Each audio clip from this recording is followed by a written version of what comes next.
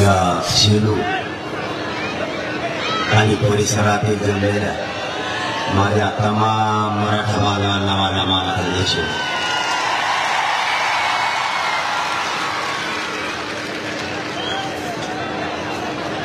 शेलू शहरातल्या आणि परिसरातल्या मराठा बांधवांना जो शब्द दिला होता तो आपण तंतोतंत पाळलाय. विराट संख्येनं आपण जमला त्याबद्दल तुमचं मनापासून धन्यवाद. महाराष्ट्रात शेलू तालुकाही कमी नाही हे दाखवून आपण मराठ्यांची एकजूट दाखवली त्याबद्दल पुन्हा एकदा धन्यवाद.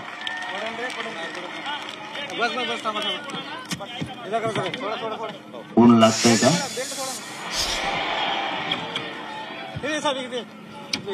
जर आपण ऊन सहन केलं तर आपले मराठ्यांचे लेकरं सावलीत बसणार आहेत.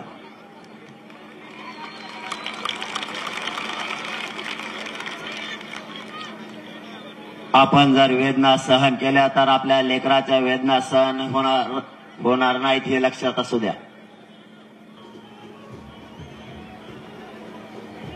जर आपण त्रास भोगला तर आपल्या लेकराला त्रास होणार नाही. यासाठी हा संघर्ष सुरू आहे. मराठ्यांनी ही लढाई 80% जिंकत आणली. ही लढाई आता अंतिम टप्प्यात आहे. मायबाप मराठ्यांनो, बेसावध आता राहू नका. आता हीच योग्य वेळ मराठ्यांच्या पोरांना आरक्षण मिळवून देण्याची. अशी संधी मराठ्यांना पुन्हा नाही येणार. आज जिथं जिथं जातोय तिथं तिथं मराठ्यांचा जनसागर उसळतोय. ही सभा नाहीये, ही मराठ्यांच्या पोरांची वेदना आहे. मराठ्यांच्या पोरांना होणारा त्रास आहे. त्यांना नका त्रास देऊ. तेच अरे मीडियावाले बांधव तुम्हाला दाखवणार आहेत तुम्ही किती विराट संख्येनं जमला. त्यांना पाठीमागून त्रास नका देऊ.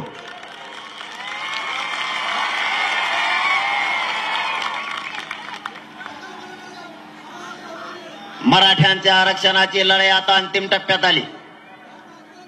ही सभा नाहीये, ही घराघरातल्या मराठ्यांच्या पोराची वेदना आहे. बारीक बारीक लेकरं घेऊन सुद्धा मराठे कार्यक्रमात उभा राहायला लागलेत. सरकारनं किमान त्या लेकराची तरी कदर करावी. इथं काही काम नाही म्हणून मराठा बसला नाही.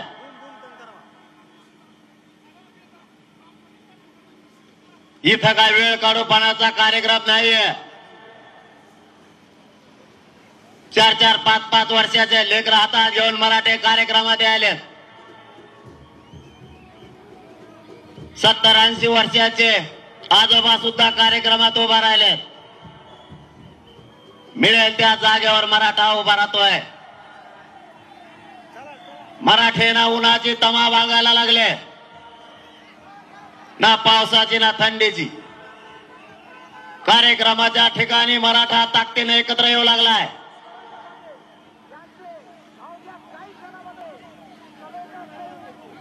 रात्रीच्या थंडीत सुद्धा मराठा वापस फिरायला तयार नाही. सरकारनं किमान हे तरी समजून घेणं गरजेचं आहे. करोडोच्या संख्येनं मराठे एकत्र आले. ही लाट आता साधी सुधी नाही.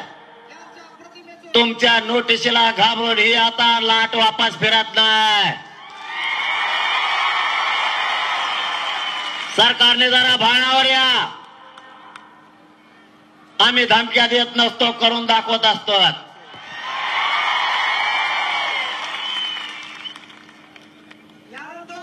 एकदा तुम्ही प्रयोग केला,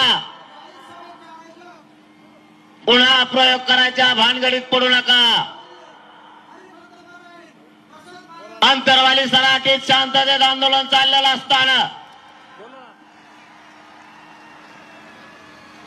स्वतःच्या मांडीवर छोटे छोटे लेकरा घेऊन माता मावल्या बसल्या होत्या. लोकशाही प्रमाणे जो अधिकार दिलाय त्याने माझ्या अधीन राहून ते आमरण उपोषण सुरू होता. भारत देशात आमरण उपोषण इतकं शांततेचं आंदोलन दुसरं असू शकत नाही. म्हणून त्या ठिकाणी आमच्या माता माऊली येऊन बसल्या होत्या. सरकारला काय झालं माहित नाही. उपोषणाचा तिसरा दिवस एकाएकीच लाठी हल्ला झाला. माता माऊलींच्या डोक्याच्या चिंदड्या झाल्या.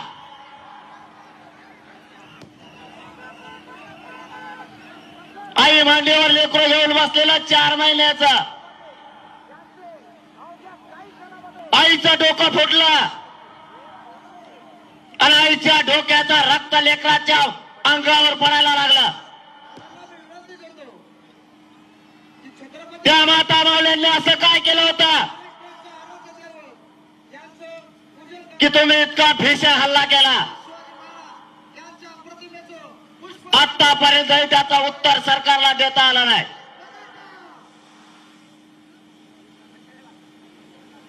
लोकांचे डोके फुटले, हात मोडले, पायही मोडले, पोरांच्या छातीत गोळ्या घातल्या गेल्या. याच मराठ्यांसाठी त्या पोरांना स्वतःच्या छातीचा कोट करून स्वतःच्या छातीवर गोळ्या झेलल्या. त्या पोरांची काय चूक होती? एक 9 वर्षाची मुलगी, तिच्या पायात गोळी शिरली, इकडच्या बाजूला घुसली आणि तिकडच्या बाजूला गोळी निघाली. त्या लेकराच्या पायातून 1.5 लिटर पेक्षा जास्त पाणी निघालं आणि त्याचे पडसाद राज्यभर उमटले. सरकारनं आता तरी भानावर यावं. नोटिसा देऊन पुन्हा प्रयोग करायचा प्रयत्न करू नका. तुम्हाला महाराष्ट्रात फिरणं मुश्किल होईल. आम्ही मागे नाही हटणार. आम्ही काय चूक केली? कायद्याच्या चौकटीत राहून आरक्षणाची मागणी सुरू आहे. 1967च्या आधीपासूनचे पुरावे सापडले. आरक्षणाचं अस्तित्वात नव्हतं. त्या अगोदर पासून मराठा आरक्षणात आहे. मग ते मराठ्यांना का दिलं गेलं नाही? कायद्याच्या चौकटीच्या बाहेर जाऊन मराठ्यांची मागणी नाही. सगळ्यात अगोदर मराठा आरक्षणात आहे. तरीही मराठ्यांना आरक्षण दिलं ना. ओबीसी प्रवर्गात जर यायचं असलं, कोणची जात असो किंवा समूह असो, ज्याला ओबीसी आरक्षणात यायचं आहे त्याची जात मागास सिद्ध असायला लागते तरच येता येतं, नाही तर येता येत नाही. किंवा जी जात ओबीसी आरक्षणात यायची तिच्या शासकीय नोंदी असाव्या लागतात तरच ओबीसी प्रवर्गात येता येतं, नाही तर येता येत नाही. मराठ्यांनी दोन्ही निकष पूर्ण केले. गायकवाड आयोगानं मराठ्यांना 12-13% मागास सिद्ध केलं, तरीही मराठ्यांना आरक्षण नाही. मराठ्यांच्या शासकीय नोंदी सापडल्या तरीही मराठ्यांना आरक्षण नाही. मग आमचं अशी काय चूक की सगळे निकष पार केलेला असतानाही मराठ्यांना आरक्षण नाही? ज्यांनी निकषच पूर्ण केले नाही त्यांना तुम्ही आरक्षणात घेतलं. आम्ही सगळे निकष पूर्ण केले तरी आम्हाला आरक्षण नाही. आमच्या मराठ्यांचे लेकराचे याच्यात काय चूक? आमच्या बाप दाद्यानं रात्रंदिवस कष्ट करायचे आणि मुलं शिकवायचे. एकदा विचारून बघा,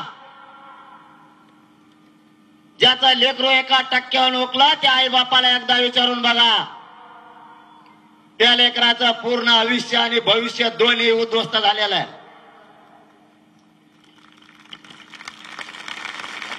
तुम्हाला नोटिसा द्यायला होतंय काय?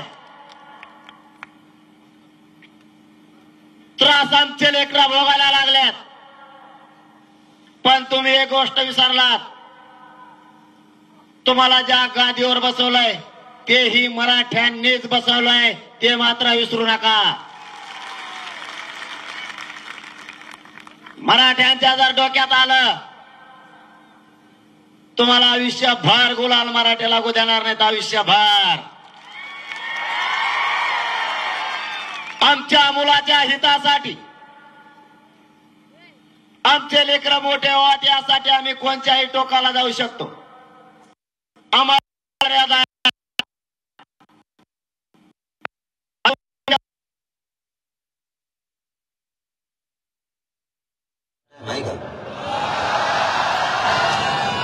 हळूच बोलल्यावर सगळ्यात मोठी वर गेले खाली का बघत होते.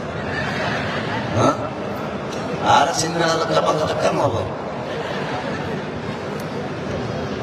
विचारावर भाताडावर कोण म्हटलं तरी तुम्हाला काय नोंदणी घाल्या काय तुमच्या मैदानात यायचं शिका मराठ्यांनी. आता हाणायचं नाही, तुमच्या जीवावर लढतोय मी.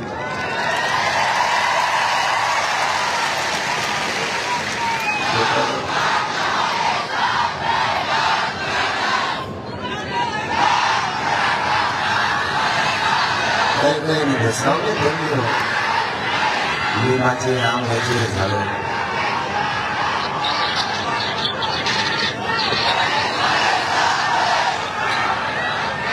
अरे तुम मेरे साथ है, मैं कुड़े मैं तुम्हारे साथ हो आप ये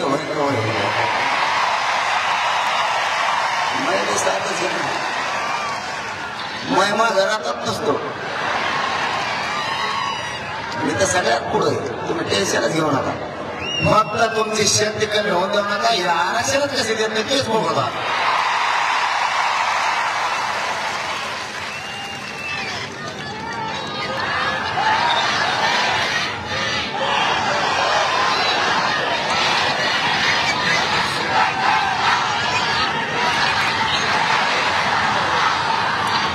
अरे ते काही नाही करीत त्याचं टेन्शन ना घेऊ तुम्ही. मी कमी का तुम्ही त्याचं टेन्शनच नका घेऊ. आणि मी त्याच्यावर बोलतो बी नाही. आता मी कसल्याचं बी नाव घेत नसतो. माझ्याकडे मंत्रिमंडळात शिष्टमंडळ आलं 5-6 दिवसापूर्वी आणि ते मला म्हणलं आम्ही त्याला सांगितलं समजून आता जरांगे पाटलांनी त्यांना बोलले म्हणलं कॅन्सर. पण देव आरक्षणाच्या विरोधात बोलला की वाचीलाच बरं त्याला सुट्टीच नाही. केसीला बिसीला भेट नसतो. अरे एकदा पाणटोकरीला तर 2 पिढ्या बोलीना बोलत त्याला आपण एकमेकांना आणि त्या नोटिशीला बोल काय करणार आता? खरं सांगा बरं, तुम्ही नोटिशीला घाबरणार आहे हात वगैरे नाही? तुम्ही आरक्षण घेतल्याशिवाय राहत नाही दारू.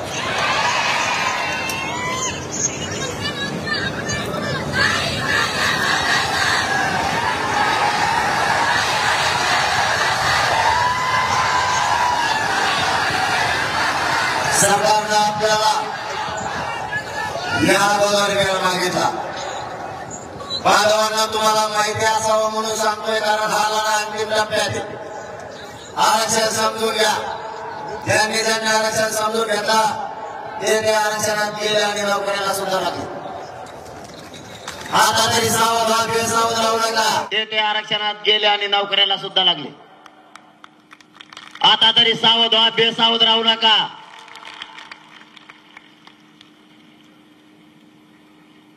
बहाणेबाजी करून आजूबाजूला जाऊ नका. आता एकजूट राहा. अशी संधी मराठ्यांना पुन्हा नाही येणार. दिलेल्या नोटिशीचा सन्मान करा, पण आरक्षणापासून मागे हटायचं नाही. हे मात्र खरं. कारण अंतरवालीच्या माता मावल्यावर सुद्धा काही नाही करून गुन्हे. मग महिला घाबरायला तयार नाही. तुम्हाला अंतरवालीचा एक किस्सा सांगतो. महिलांचे डोके फुटले. 40 पेक्षा 50 पेक्षा जास्त टाके त्यांच्या डोक्यात पडले. ज्यावेळेस त्या 4-5 दिवसांनी शुद्धीवर आल्या त्यावेळेस त्यांचा मला फोन आला. म्हणे दादा आता रक्त सांडलंयच, आता नाही माघार घ्यायचे आरक्षण मिळाल्याशिवाय.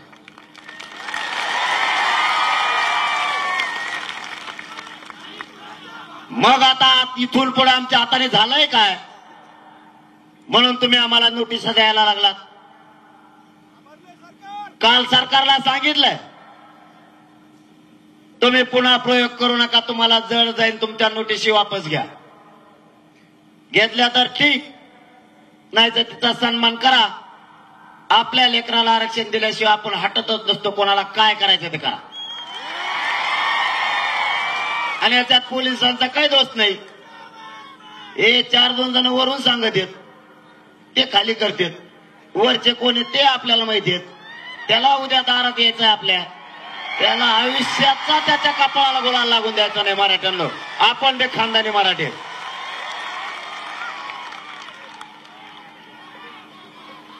तुम्हाला नाव सुद्धा सांगणार मी ते कोण कोण आहेत, पण आत्ता नाही.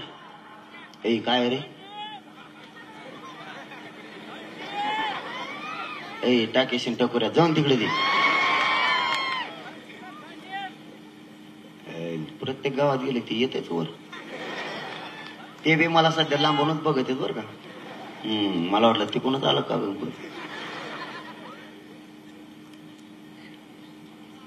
तुम्हाला माहिती असावं म्हणून सांगतो. या अगोदर आपण सरकारला 3 महिने वेळ दिला. महसूलचे मुख्य सचिव नितीन करीड साहेब यांच्या अध्यक्षतेखाली समिती गठीत झाली. त्यावेळेस काय नाही झालं. पुन्हा सरकारचं मुख्यमंत्र्यांच्या आणि 2 उपमुख्यमंत्र्यांच्या माध्यमातून शिष्टमंडळ आलं. 30 दिवसाचा वेळ मागितला. मराठ्यांनी 40 दिवसाचा दिला. पुन्हा आले, पुन्हा बोलले. जर महाराष्ट्रातल्या मराठा समाजाला तुमच्या मागणीप्रमाणे जर आरक्षण द्यायचं असलं तर आधार लागतो. आधाराशिवाय कायदा पारित करता येत नाही. मग पुन्हा समिती नेमली. समितीचं काम सुरू झालं आणि त्या समितीला 54 लाख नोंदी मिळाल्या. मराठा आरक्षणात असलेल्या 54 लाख. मग आता अडचण काय. तुम्हाला पुन्हा 2 महिन्याचा वेळ दिला. 24 डिसेंबर पर्यंत या नोंदीचा आधार घेऊन अहवाल तर आपण स्वीकारलाय. प्रथमही स्वीकारला, दुसराही स्वीकारला. तुम्हाला कायदा पारित करायला अडचण काय. मायबाप मराठ्यांनो,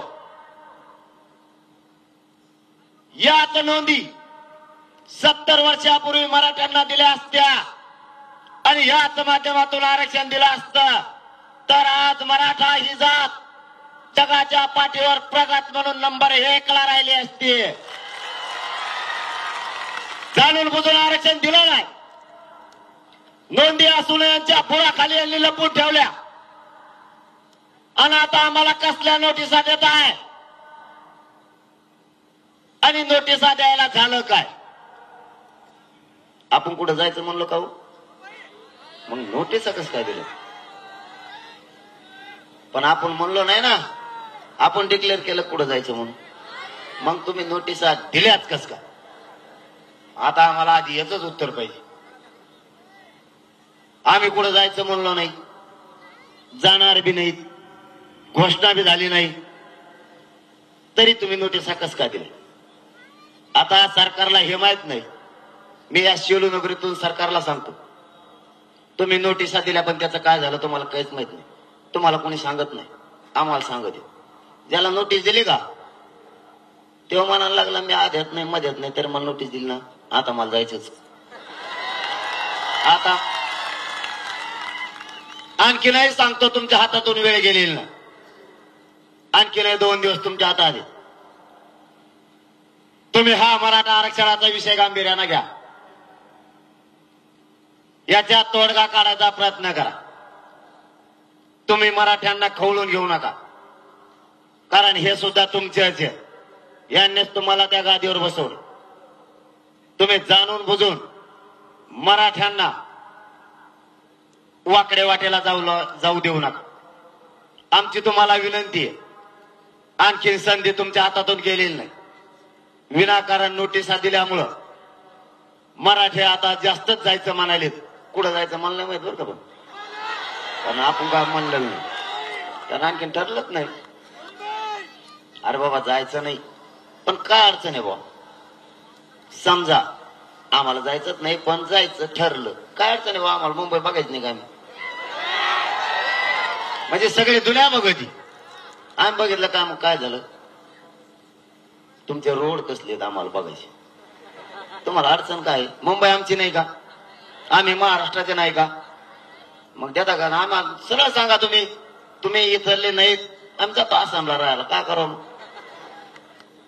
मुंबईला यायला अडचण का. इमान कसं उडत बुवा, बघू दे ना आम्हाला. ते शेअर मार्केटचा बैल कसला घे का आहे, काही अडचण आहे का तुम्हाला. तुम्ही सगळे दुनिया बघा. बिस्किट कसे बनवत आहेत काय बघू दे आम्हाला. जशी जाऊन हिरो हिरोईन कसे असते तिथं, कसले बंगले तुम्हाला बघायला जमत ना. आम्हाला आमचे डोळे मोडत आहेत का, आमचे डोळे गेले. बघून दे ना आम्हाला कसलं असतंय ते, काय असतंय. मंत्री कंच्या बंगल्यात राहतो कसा झोपू तू. आमदाराच्या खोल्या कसल्या घ्या. लोक म्हणतात मंत्रालय लय भारी. बघून दे, लांबून बघू दे डुकून. आम्हाला नको जवळ येऊन देऊ. काय अडचण आहे का. आम्ही काही केलं का. आमचं जायचं ठरलं नाही, आम्ही काही केलं नाही तरच तुम्ही नोटिसा द्यायला. मराठ्यांनो, इथून तुमच्यासह महाराष्ट्रातल्या सगळ्या मराठ्यांना माझी आज विनंती आहे. लेकरांना नोटिसा दिल्यात, त्या आपण घेतल्या सुद्धा, पण तुम्हाला एक काम मिळाली जबाबदारी आहे. जर महाराष्ट्रातल्या तालुक्यातल्या जिल्ह्यातल्या मराठ्यांच्या पोराला जर त्रास झाला तर शांततेत पण सगळेजण त्या लेकरांच्या पाठीशी उभा राहा. सगळे जर पोराला अटक केलं तर सगळे त्या पोलीस स्टेशनला जाऊन बसा. लाखाच्या संख्येत करायचं तर आम्हाला सगळ्यालाच अटक करा म्हणा. आम्ही तयार आहेत. तुम्हाला नाहीच खुमखुमी अटक करायची. एका पोराला जरी मध्ये नेलं, एका नाही घरी थांबू नका. सगळेचे सगळे शांततेत जाऊन बसा. एका नाही माघारायचं नाही. सरकारने जर आता खेटायचं ठरवलंय तर खेटूयात, पण शांततेत. आपला शब्द पाळा. शांततेत मांड्या घालून जाऊन बसा. तुम्हाला जेवायला त्यांनाच घालावं लागणार. हो द्या मग. आता कच्चून तिथंच खायचं काय घरी तरी. आपल्या एखाद्या पोराला नेलं खुशाल चौकून त्या पोलीस स्टेशनच्या बाजून जाऊन बसायचं आणि लाखानेच जायचं. 2-4 जणांना नाही जायचं. आणि गेल्या गेल्या मला भूक लागली, कारण त्यांना काय उपाशी मरून देता येत नाही तर पुऱ्याला मध्ये टाक म्हणे झालं. 5 रुपयाला वडापाव धरला तरी गुन्हा 1 लाखाला. जाऊन द्या. काय करता मग आता. आपल्याला काय करायचं. अरे खाऊ तर घालला लागला ना का मारत उपाशी.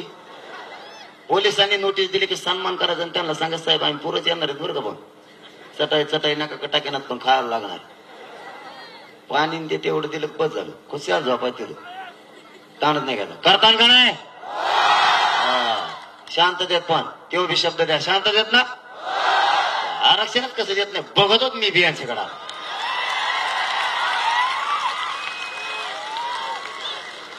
एखाद्याचं जर वाहन आडिलं, सगळ्याचे वाहन तिकडे घेऊन जायचे. तिथंच बसायचं. वाहनाला डिझेल तुम्ही टाका म्हणायचं. ड्रायव्हर पळून गेला म्हणायचं ड्रायव्हर तुम्ही द्या आता. ते 200 रुपये खुटी मागवते ती तुम्ही द्या आता. तुम्ही जाणला म्हणायचं काय मग. फक्त त्यांना सहकार्य करायचं,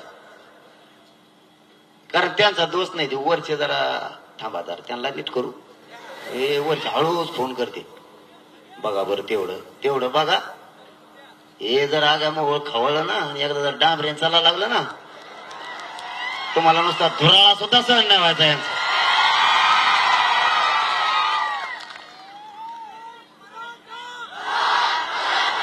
काय करणार आम्ही दुसरं? आम्ही जर कायद्याच्या मार्गानं आरक्षण मागत असलो तुम्ही देणार नसाल, त्या बदल्यात जर तुम्ही आम्हाला नोटीस देणार असाल तर आमच्या पोरांनी जगायचं कसं? कशासाठी पोरं शिकवले आम्ही?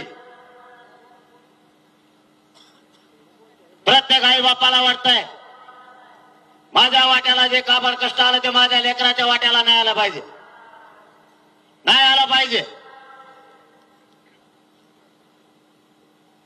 लेकरही मोठे झाले पाहिजे. प्रत्येक आई बापाचं स्वप्न आहे माझ्या लेकराच्या अंगावरती चढली पाहिजे, माझं लेकरू अधिकारी झालं पाहिजे. माय बापानं रात्रंदिवस कष्ट करायचे आणि पोरं शिकवायचे. या आरक्षणानं मराठ्यांचा घात केला आणि पोरं नोकऱ्यापासून वंचित राहू लागले. दोघांच्याही स्वप्नाची राख रांगोळी झाली. बापाच्या वाट्याचं कष्टही कमी नाही झालं. डोक्यावरती कर्ज होऊन बसलं आणि लेकरही सुशिक्षित बेकार म्हणून समोर हिंडायला लागले. काय करायचं त्याला सुचत नाही. पोरं आत्महत्या करायला लागले. 200 पेक्षा जास्त बलिदान या मराठा आरक्षणासाठी गेलेत. त्या बलिदान गेलेल्या बांधवांचं स्वप्न सुद्धा आपल्याला आज पूर्ण करायचं लक्षात असू द्या. मराठ्यांच्या पोरानं काय चूक केली? समानता समानता कोणाला शिकवता? तुम्हाला बाकीकडे समानता पाहिजे, आरक्षणात का नको? मराठे जर ओबीसी आरक्षणात आहेत तर त्यांना घ्यावाच लागणार आहे. आणि मराठ्यांनो तुम्हाला जाहीर सांगतो, देव जरी आडवा आला तरी मराठ्यांना ओबीसी आरक्षणात घेण्यापासून कोणीच रोखू शकत नाही. कोणीच.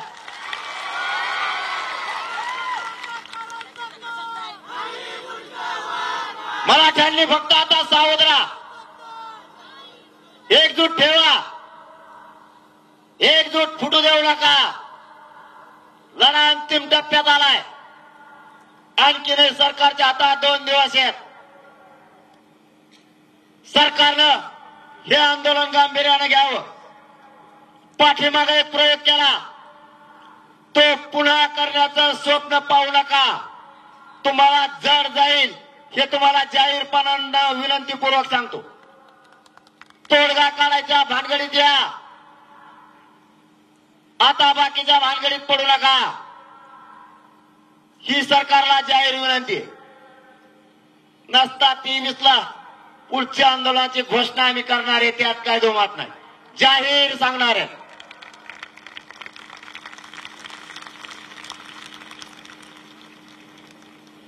मराठ्यांना आरक्षण असताना देत नाहीत. मराठ्यांनी नेमकं करायचं काय? कालच्या मंत्रिमंडळाचे जे शिष्टमंडळ आलं होतं त्याच्यात काय झालं तुम्हाला सांगतो आणि मग थांबतो, कारण आता ऊन लागायला लागलं. नाही तुम्हाला काय होतंय? मग कार्यक्रम होईल ना. हा दिवसभर बोला. वा वा, मग तर कामच झालं म्हणायचं. मग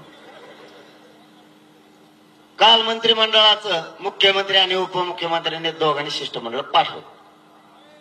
याच्या अगोदर त्यांनी 4 शब्द लिहून घेतले होते. आपलं एवढंच म्हणणं आहे, उपोषण ज्या 4 शब्दावरती सुटलं ते शब्द तुमचे, ते तुम्हीच घ्या, आम्ही दिलेले नाही. तर ते मला सांगते. त्याच्यात एक शब्द असा आहे, ज्याची नोंद मिळाली त्याचा 1967 पासूनचा सगळा परिवाराला त्याचा लाभ द्यायचा. दुसरं, रक्ताचे सोयरे त्याच्यात घ्यायचे, त्याचा लाभ द्यायचा त्याच नोंदीवर. उपोषण सोडताना हा म्हणले ना, आता काय म्हणतात माहिती तुम्हाला? म्हणलं आता तुम्हीच सांगा, मला न कळत. ते म्हणते सोयरामध्ये ज्याची नोंद मिळाली का, समजा आता माझ्यावरच सांगतो मही मिळाली, मा चुलतात मा सोयरा, काय एडपटपणा लावला आणि काय नाही. मला तर काय बोलावं कळा ना त्यांच्या पुढे. म्हणलं तुमचं मग काय जमायचं नाही भाऊ, तुम्ही जा आता, जाऊ दे. चुलता सोयरा होऊ शकतो का? पुतण्या नाही. मग सोयरा शब्द काय हात घातला? अयो ते म्हणतात मग ते तसं आहे का? म्हणलं मग कसं असतं? कसं असतं मग? ते म्हणते त्याने अज्ञानात शब्द घातला. ते काय बारकोली लेकर तू अज्ञानात शब्द घ्यायला? सगळं राज्य चालवते 6 मंत्री, पुरं राज्य चालवते, सचिव, जज, आयोगाचे अध्यक्ष 2, जे कायदाच बनवतात, ज्यांना कायद्याचा त्यांचा इतका अभ्यास कोणालाच नाही, ती काही कायद्याचे अभ्यासक, काही तज्ञ आणि काही अधिकारी, इतका लावा जमा डेंजर. आणि ते म्हणतात त्यांच्या लक्षात नाही आलं. एका शब्दावर 1 घंटा चर्चा झालेली, एका शब्दावर. आणि शब्द आहेत 4, म्हणजे 4 घंटे. तुम्हाला एवढीच विनंती या शेलूमधून सरकारला, बहाणेबाजी करू नका. तुम्हाला आरक्षण द्यावं लागणार आहे, तुम्ही नाही दिलं ते मात्र आम्ही घेणार आहेत. तुमचा रस्ता तुम्हाला मोकळा ना आमचा आम्हाला. तुमच्या हातात आणखीन 2 दिवस, 2 दिवसात निर्णय करा. तुम्हाला विनंती आहे, जाता जाता तुम्हाला एक विनंती करतो, एकजूट फुटून देऊ नका. इथं ना तुमचा फायदा आहे ना माझा, घराघरातल्या मराठ्यांच्या लेकराचा इथं फायदा आहे. तुमचे लेकर मोठे होणार आहेत, तुमच्या लेकराला न्याय मिळणार आहे. मागे हटू नका. आंदोलन फक्त शांततेत करा. कधी काळी जर या शेलू परिसरात आंदोलन करायची वेळ आली तर 20 किलोमीटरवर मराठ्यांना उभं राहायला जागा नाही राहिली पाहिजे. एवढ्या ताकदीने एकत्र या. आंदोलन शांततेत करा. गावाची गावं पिंजून करा. महिलांनी महिलाची जागृती करा. पुरुषांनी पुरुषाची करा. एवढ्या वेळेस तुमच्या लेकराच्या पदरात ही आरक्षण देऊन आयुष्याची त्याला भाकरी द्या, एवढीच विनंती आहे तुमच्या पायाच्या चरणी. त्या लेकराला आता वेगळं सोडू नका. मराठ्यांच्या पोराला आरक्षणामुळे त्रास होता कामा नये. ही एकजूट आता वायाला नाही जाऊ द्यायची. अशी संधी पुन्हा नाही येणार. या संधीचं सोनं करा. मतभेद सोडून द्या आणि महिलांनी महिलांची जागृती करा. पुरुषांनी पुरुषाची करा. मावशी हो, तुम्हाला एक काम सांगतो. तुम्हाला आवाज येतो का माझा? माझी भाषा कळते का? त्यांना कळतच नाही. त्यांना जर माझ्या शब्द नाही कळाला ना, ते काय करते माहिती आहे तुम्हाला? अधिकाऱ्याला विचारते त्याचा अर्थ काय होतो रे. अधिकाऱ्याला नाही कळलं ते मला फोन लावते, पण त्याचा अर्थ काय होतो मला नाही जाऊन तिकडे. मावशी हो, तुम्हाला एक काम सांगतो. उद्या रोज महिलांनी महिलाची जागृती करायची. लाजायचंच नाही. काय महिला म्हणतात आम्हाला लाज वाटते. मला सांगा, आपण शेतात काम करतो का नाही रात्रंदिवस? लाजत होत का? लाजलो तर आपले लेकरं मोठे नाही होणार. या आरक्षणातून सुद्धा तुमचे लेकरं मोठे होणार, त्याच्यात काय लाज. पण काही महिला म्हणतात आम्हाला लाज वाटते. वाटते का करते मग? आता करतो आम्ही काय. पण मग एक प्रश्नाचं उत्तर दी. तो हा धीर निवडणुकीला उभा राहिल्यावर मग कसं गल्ली गल्ली पॉम्पलेट घेऊन पळती?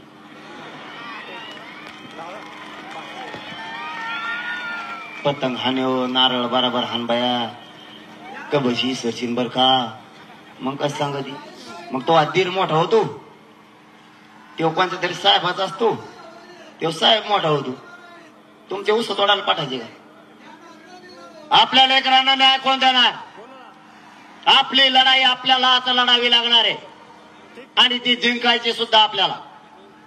75 वर्षाचे पक्ष झाले. त्या पक्षातले सगळे नेते मोठं करण्याचं काम माझ्या बापदाद्या मराठ्यांनी आयुष्यभर केलं. आयुष्यभर यांचे पॉम्पलेट चिटकिले. आपल्या आजोबा पंजोबाला वाटायचं कधी काळी जर गरज पडली तर हा माझ्या मुलाच्या मदतीला येईल, म्हणून मराठ्यांनी त्याला आपलं म्हणून मोठं केलं. आज मराठ्यांच्या पोराला मदतीची गरज आहे. एकही नेता मराठ्यांच्या लेकराच्या बाजूला उभा राहायला तयार नाही. मग आपल्या पाठीशी कोण? आपल्या लेकरांना कोण पाठबळ देणार? यांचे लेकर आपण मोठे केले, आपल्यासाठी कोणी नाही. सावध व्हा. मराठ्यांनी मागं वळून बघितलं, पाठीशी कोणीच नाही. समोर बघितलं तर ज्याला मोठं केला तोच म्हणतो मी तुम्हाला आरक्षण नाही मिळू देणार. आता तरी सावध व्हा. अशी संधी पुन्हा नाही येणार. सरकार आरक्षणावर काम करत आहे. आणखी अशी आहे, 2 दिवसात सरकार मार्ग काढल. तुमची अशी एकजूट राहू द्या. जितके आज विराट संख्येनं जमलात अशीच एकजूट राहू द्या. जाता जाता तुमच्या पायाला हात लावून सांगतो, आता मागे सरकू नका. आंदोलन शांततेत करा. महाराष्ट्रातल्या लेकरांच्या पदरात आरक्षण टाकायचंय. एवढ्या वेळेस हे पुण्याचं दान एकदा लेकराच्या पदरात टाकू लागा. मग तुम्हाला जे करायचं ते करा. अगोदर आपले पोरं, मगच बाकीचं. जातीपेक्षा मोठ्या नेत्याला मानू नका. जात संकटात सापडली, पोरही संकटात सापडल्यात. बाणावर या. आपल्या लेकरापेक्षा आपल्याला मोठं कोणी नाही. ते लेकर मोठे करायचे आहेत. आई बापानं केलेल्या कष्टाचा चीज करायचंय. आई बापाच्या डोक्यावर कर्जाचा डोंगर झालाय या शिक्षणामुळे. त्यामुळे लेकरं मोठं होणं गरजेचं आहे. तुमच्याच बळावर मी तिथं माझी जीवाची बाजी लावून बसतोय. मला तुमची मायबापावर साथीची गरज आहे. तुमचं पाठबळ मला पाहिजे. तुमच्या आशीर्वादाची मला गरज आहे. तुम्ही माझ्या खांद्याला खांदा लावून लढायला पाहिजे. मी मरायला भेट नाही. सरकारनं मला शत्रू मानायला सुरुवात केली. मी त्यांना भेटलोय. मी काय चूक केली? मी माझ्या गोरगरीब मराठ्यांच्या पोरांचे प्रश्न मांडले. तुम्ही मला शत्रू मानत असाल, मी तुम्हाला भेट बी नाही, मोदीत सुद्धा नाही. माझी काय चूक? मी गोरगरीब मराठ्यांच्या पोरांच्या वेदना मांडल्या.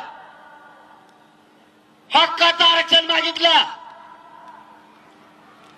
1% पोरं हुकले तर घरी रडत यायला लागले. आमच्या पोरांना केंद्रीय कॉलेज मिळत नाहीत. टक्केवारी असतानाही त्याला नोकरी मिळत नाही. उच्च शिक्षणात मराठ्यांचे पोरं नाहीत. हे आम्हाला आमचा हक्क आहे. हे दिलं पाहिजे. ही मी शांततेत मागणी केली. म्हणून तुम्ही मला शत्रू मानायला लागलात. मी या मराठ्यांच्या पोरासाठी आणि या मराठा जातीसाठी माग सरकणार बी नाही आणि मरायला भेटणार सुद्धा नाही. कारण मी माझं जीवन या समाजाला अर्पण केलंय. मी आजही 4 महिने झाले माझ्या घराच्या उंबऱ्याला शिवलं सुद्धा नाही आणि आरक्षण मिळेपर्यंत शिवणार सुद्धा नाही. मी जर एकदा शब्द दिला तर मी तो मोडत नाही. मी माझ्या समाजाला मायबाप मानलाय. आमचं नातं मायलेकराचं झालं आणि मायबापाशी गद्दारी करणारी पैदास माझी नाही. मी शेवटच्या क्षणापर्यंत मागं नाही सरकणार. आता हा शेवटचा लढा आहे. हे पोरांसाठी जिंकायचा आहे. म्हणून तुम्हाला सांगतोय, माझं कुटुंब हा माझा मराठा समाज. मी परिवाराच्याला मानलाय. माझ्या बापाला सुद्धा सांगताना सांगितलंय, तुम्हाला 4 पोरं आहेत. जर एक मेला तर 3 वर समाधान माना. रडायचं सुद्धा नाही, समाजासाठी मरायची सुद्धा तयारी ठेवली. आता मागं नाही हटायचं. ही लढाई आपल्याला आता जिंकायची. म्हणून तुम्हाला सांगतोय, एकजूट फुटू देऊ नका. राजकारण्यांचं ऐकू नका. हे आपल्यात फूट पाडायचा प्रयत्न करतील त्यांच्या राजकीय फायद्यासाठी. पण तुमच्या लेकराचा मग वाटोळा होईल. आता पोरांचं वाटोळा नाही होऊ द्यायचं. म्हणून मला तुमच्या पाठबळाची गरज आहे, तुमच्या आशीर्वादाची सुद्धा गरज आहे. तुम्ही मला खांद्याला खांदा लावून लढायला पाहिजे. तुम्हाला शब्द देतो, मी तुमच्या जीवावर तिथं जीवाची बाजी लावून बसतोय. कारण मला डॉक्टरने सांगितलंय तुम्ही आराम करा. मी नाही करत. मला माहिती आहे या वेळेला जर आराम केला तर आरक्षणाचा विजयाचा क्षण जवळ आलाय. जर आपण आराम केला तर मराठ्यांच्या पोराचं वाटोळं झालंच म्हणून समजा. म्हणून मी माझ्या जीवाची सुद्धा पर्वा करत नाही. पहिलं 17 दिवसाचं उपोषण झालंय, नंतर 9 दिवसाचं झालंय. माय बापा, माझं शरीर मला साथ नाही देत. आता माझ्या गाडीतल्या लोकांनाच माहिती आहे माझे काय हाल होते. तरी मी माझ्या जीवाची पर्वा नाही करत. मी तुमच्याच बळावर तिथं जीवाची बाजी लावून बसतोय. तुम्हाला शब्द देतो, महाराष्ट्रातल्या सगळ्या मराठ्यांना आरक्षण मिळवून दिल्याशिवाय हा तुमचा मुलगा एक इंचही मागे सरकणार नाही. हा शब्द तुम्हाला देतो आणि थांबतो. जय जिजाऊ, जय शिवराय. कोणी उठू नका. आता राष्ट्रगीत होणार आहे. एकदा सगळे जण उभा राहून हात वर करून सांगा बरं, आरक्षण कोणाकोणाला पाहिजे. मीडियाच्या बांधवांना विनंती आहे, हे मराठ्यांचं जमलेलं विराट रूप सरकारला दाखवा. सगळ्यांनी हात वर करून कानाकोपऱ्यातल्या सगळ्या आम्ही लढायला सज्ज आहेत.